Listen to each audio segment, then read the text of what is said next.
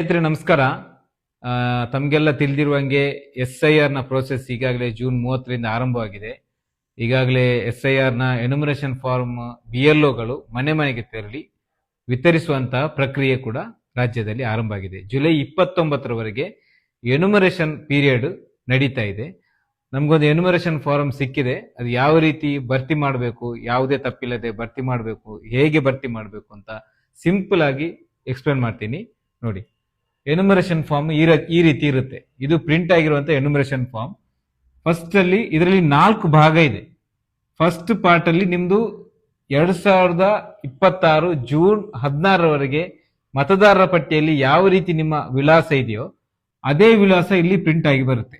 ಹೆಸರು, ವಿಳಾಸ ಐತೆ, ಬೂತ್ ನಂಬರ್ ಇರುತ್ತೆ, ಪಾರ್ಟ್ ಯಾವ ಅಡ್ರೆಸ್ ಇರುತ್ತೆ, ಇಲ್ಲೊಂದು ಬಾರ್ ಕೋಡ್ ಇರುತ್ತೆ, ಆಮೇಲೆ ಇಲ್ಲೊಂದು ಫೋಟೋ ಇರುತ್ತೆ.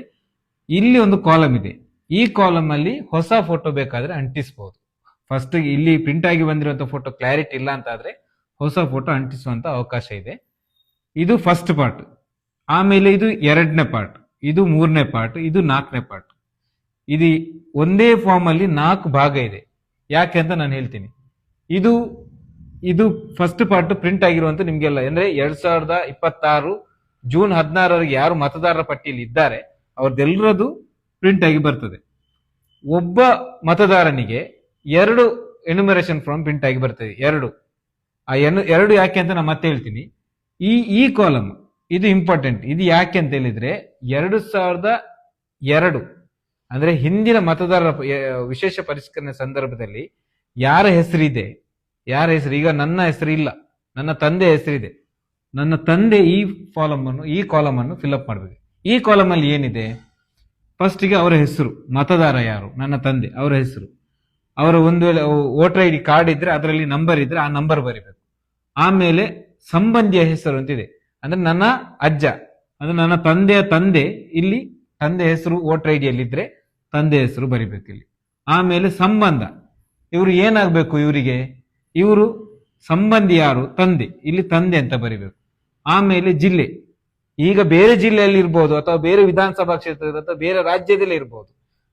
2002ರಲ್ಲಿ ಏನಿತ್ತು ಆ ವಿವರವನ್ನು ಇಲ್ಲಿ ಬರೀಲಿಕ್ಕೆ, ಜಿಲ್ಲೆ, ರಾಜ್ಯ, ಯಾವ ರಾಜ್ಯದಲ್ಲಿ ಇದ್ರು, ಬೇರೆ ರಾಜ್ಯ ಅಂತಂದ್ರೆ ಯಾವ ವಿಧಾನಸಭಾ ಕ್ಷೇತ್ರ, ಆಗ ಯಾವ ಬೇರೆ ವಿಧಾನಸಭಾ ಕ್ಷೇತ್ರ ಆಗಿರ್ಬೋದು, ಈಗ ಯಾವ ಕ್ಷೇತ್ರ ಬರೆಯುವುದಲ್ಲ.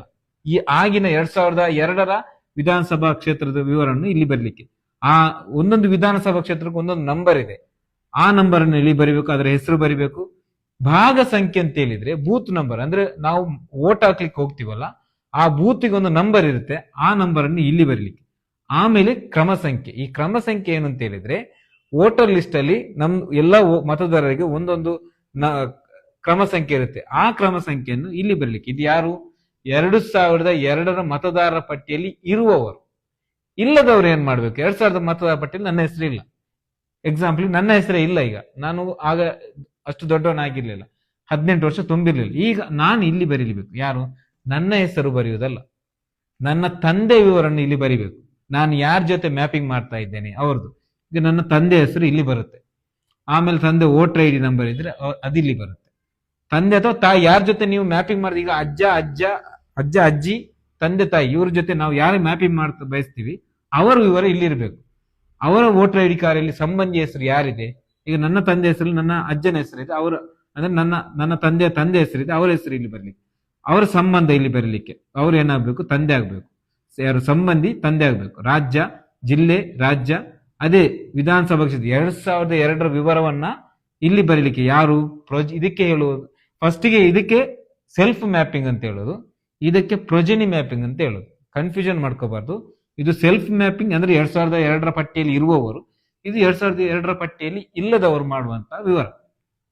ಆಮೇಲೆ ಇದು ಇಂಪಾರ್ಟೆಂಟ್, ಇದು 2026ರಲ್ಲಿ ಏನ್ ವಿವರ ಇದೆ ಅದನ್ನು ಇಲ್ಲಿ ಫಿಲ್ಅಪ್ ಮಾಡ್ಲಿಕ್ಕೆ ಇವರು ಮಾಡಬೇಕು, ಅಂದ್ರೆ 2002ರ ಪಟ್ಟಿಯಲ್ಲಿ ಇಲ್ಲದವರು ಮಾಡ್ಬೇಕು, 2000 ಪಟ್ಟಿಯಲ್ಲಿ ಇರುವವರು ಮಾಡ್ಬೇಕು. ಇವರ ವಿವರನ್ನು ಬರಿಬೇಕು.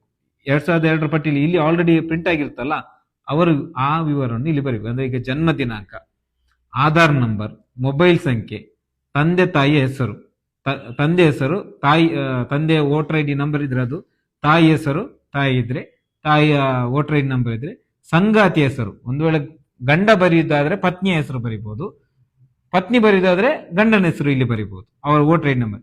ಆಮೇಲೆ ಇಲ್ಲಿ ಈ ಕಾಲಮು ಯಾರು BLO ಕೊಟ್ಟಂತ ಫಾರ್ಮ್ ಅನ್ನು ರಿಟರ್ನ್ ಕೊಡ್ತಾರೆ, ಅಥವಾ ಈಗ ನಾನ್ ತಗೊಂಡ್ರೆ ನಾನೇ ಕೊಡುದಾದ್ರೆ ನನ್ನ ಸಿಗ್ನೇಚರ್ ಹಾಕಿ ಬರಿಬಹುದು, ನನ್ನ ಸಿಗ್ನೇಚರ್ ಕೊಡಬಹುದು. ಅಥವಾ ನನ್ನ ಮನೆಯಿಂದ ಯಾರಾದ್ರೂ ಕೊಡುವವರಿದ್ರೆ ಅವರ ಸಂಬಂಧವನ್ನು ಯಾರು ಈ ಸಬ್ಮಿಟ್ ಮಾಡ್ತಾ ಇದ್ದಾರೆ ಅವರು ಇವರಿಗೆ ಏನ್ ಸಂಬಂಧ ಆಗ್ಬೇಕು ಅದನ್ನು ಉಲ್ಲೇಖಿಸಿ. ಈಗ ನನ್ನ ತಂದೆ ಇದಕ್ಕೆ ಕೊಡುದಾದ್ರೆ ನನ್ನ ತಂದೆ ಸಿಗ್ನೇಚರ್ ಹಾಕಿ ನಾನು ಬ್ರಾಕೆಟ್ ಅಲ್ಲಿ ತಂದೆ ಅಂತ ಹಾಕಿ ಅವರು ಇದು BLOಗೆ ಸಬ್ಮಿಟ್ ಮಾಡಬೇಕು. BLOಗೆ ಸಬ್ಮಿಟ್ ಮಾಡುವಾಗ 2 ಕಾಪಿ ಆಲ್ರೆಡಿ ಫಸ್ಟಿಗೆ ಕೊಟ್ಟಿರ್ತಾರೆ BLO. ಓರೋ BLO ಓರೋ ಮತದಾರನ ಮನೆಗೆ 3 ಸಲ ಭೇಟಿ ಮಾಡ್ಲಿಕ್ಕೆ ನಿಯಮ ರೂಪಿಸಲಾಗಿದೆ ಚುನಾವಣಾ ಆಯೋಗದಿಂದ. BLO ಸಿಗ್ನೇಚರ್ ಆಗಿರೋ ಪ್ರತಿಯನ್ನೇ ತಗೋಬೇಕು.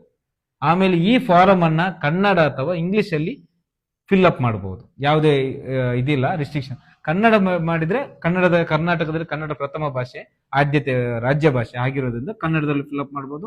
ಇಂಗ್ಲಿಷ್ ಅಲ್ಲೂ ಕನ್ನಡ ಗೊತ್ತಿಲ್ಲ ಅಂದ್ರೆ ಇಂಗ್ಲಿಷ್ ಅಲ್ಲೂ ಫಿಲ್ ಅಪ್. ಅದರ ಜೊತೆಗೆ ಇನ್ನೊಂದು ಇಂಪಾರ್ಟೆಂಟ್, ಇದು ಎನ್ಯುಮರೇಷನ್ ಟೈಮ್ ಅಂದ್ರೆ ಜುಲೈ 29ರವರೆಗೆ ಈ ಎನ್ಯುಮರೇಷನ್ ಫಾರ್ಮ್ ಅನ್ನು ಮಾತ್ರ ಕೊಡ್ಲಿಕ್ಕೆ ಇರುವಂತದ್ದು. ನಾನು ಈಗ ಏನ್ ತೋರಿಸ್ತಾ ಇದ್ದೇನಲ್ಲ ಇದನ್ನು ಮಾತ್ರ ಫಿಲ್ ಅಪ್ ಮಾಡಿ ಕೊಡುವಂತದ್ದು.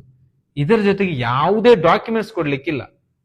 ಈಗ 2002ರಲ್ಲೂ ಇಲ್ಲ, 2025ರಲ್ಲೂ ವೋಟ್ ಇಲ್ಲ ಅಂತ ಹೇಳಿದ್ರೆ ಹೊಸ ಮತದಾರರ ಪಟ್ಟಿಗೆ ಸೇರಿಸಲಿಕ್ಕೆ ಅವಕಾಶ ಕೊಡ್ತಾ ಇದ್ದಾರೆ ಚುನಾವಣಾ ಆಯೋಗ, ಅದು ಫಾರ್ಮ್ ನಂಬರ್ 6 ಮೂಲಕ.